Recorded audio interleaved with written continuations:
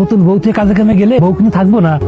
আব্বা মরে যাওয়ার পর থেকে আম্মা আমগো 3 ভাই বোনরে অনেক কষ্ট করে বড় করছে। তুমি আমার এক কথা দাও, আমার এই ছোট্ট পরিবারটারে তুমি দেখে রাখবা। বাজারে শার্ট প্যান্ট বানাইতে দিছি তো, শার্ট প্যান্ট আনতে যাইতে হবে। টাকা পয়সা তো নাই। শার্ট প্যান্ট নিয়ে আসিস, আমি কুদ্দুসরে কয়ে দিব না, ওই টাকা দিয়ে দিব। কিছু লাগবে তোমার? না বাজান, আমার তেমন কিছু লাগবে না, আমার জন্য একটা গ্যাসের ট্যাবলেট নিয়ে আসিস। এইভাবে চললে তো আমার স্বামীর ইনকাম সবাই খাইয়া ফতুর করে ফেলবো। আমার ভবিষ্যৎ কি হইব? তুমি চুপ করে আছো কেন? তোমার কিছু লাগবে না? না, আমার কোনো কিছু লাগবে না। আমার কোনো কিছুর উপর তো চাহিদা নাই, আর আমি চাহিদা করো না, এতটা পছন্দ করি না।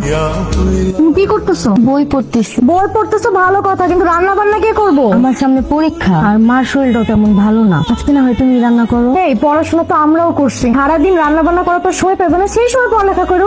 আর এই ঢঙের কথা আমার কাছে বলতে আইসো না। হ্যাঁ, এইসব সব বুঝি, লোকে পায় না তোমাদের মুখে তোলা খাওয়াই দেয়, আর সারাদিন আমার জামাই টাকা বসে বসে তোমরা খাইতেছো। হ্যাঁ ভাবি, এগুলা কি কইতেছো? পয়সা পয়সা খাইতেছি মানে? তুমি কি খাবারের খোটা দিতেছো? যদি সত্য সেটা কইতেছি। বুঝলাম না, আমি এই বাড়ির বউ হয়েছি মানে কি তোমাদের মাথা কিনে নিছো আমার? আমি কিচ্ছু করতে পারুম না। আজব দুনিয়ায় আসছে, আল্লাহ গো আল্লাহ, কিচ্ছু কথাও কওয়া যায় না। তুমি না শুধু শুধু ঝগড়া করতেছো। এই ঝগড়া আমি কোথায় করলাম? হ্যাঁ, মানে সত্য কথা কইলেই ঝগড়া হয়ে যায়, তাই না? মিনা, আমার সাপ সাপ কথা, তোমরা সবাই আমার স্বামীর ঘরে বসে খাইতেছো ভালো কথা। এই বাড়িতে থাকতে হলে সমস্ত কাজকর্ম কইরা খাওয়া লাগবে। আর তুমি যে পড়ালেখা করতেছো কেন করতেছো? হ্যাঁ? আমার স্বামীর টাকা শুধু শুধু তুমি নষ্ট করতেছো। বিয়ে করতেছো অন্যের ঘরেই যাবা, পড়ালেখা লাভ কি? হ্যাঁ, আর একটা কথা, আগে রান্না করবো তারপর তুমি পড়তে বসবা, মনে থাকে জানো। কি রে, পড়াশোনা রেখে এভাবে বসে আসছিস কেন? তোর না সামনে পরীক্ষা? পরীক্ষার জায়গায় তোর কথা জানি আমার কাছে কেমন লাগতেছে। তুই তো এইভাবে কথা বলছ না, আমারে খুলে বলতো। কিছু হয় নাই মা, এত পড়াশোনা করে কি হইব? 2 দিন পর তো পরের বাড়ি যাইতেই হইব। তুই এমন করে কথা বলতেছিস কেন? আমার একটু খুইতা বল না। কিছু না মা, ভাল লাগতেছে না, তুমি আমার বিয়া দিয়া দাও। কানা ল্যাংড়া খোড়া যার পাও তার সাথে বিয়া দিয়া দাও।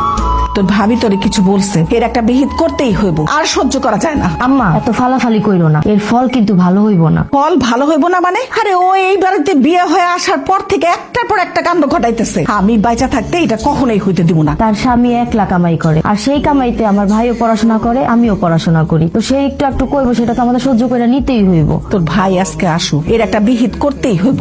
তবে আব্বা মারা যাওয়ার পরে আমি নিজে পুরুষ মানুষের সাথে খেতে খামারে গিয়া জমি বর্গা দিয়া তারপরে আমি তবে অন্য যুগাইছি। দরকার লাগলে আমি আবার খেতে বর্গা দিয়া চাষ করে তবে আমি পড়াশোনা করাবো।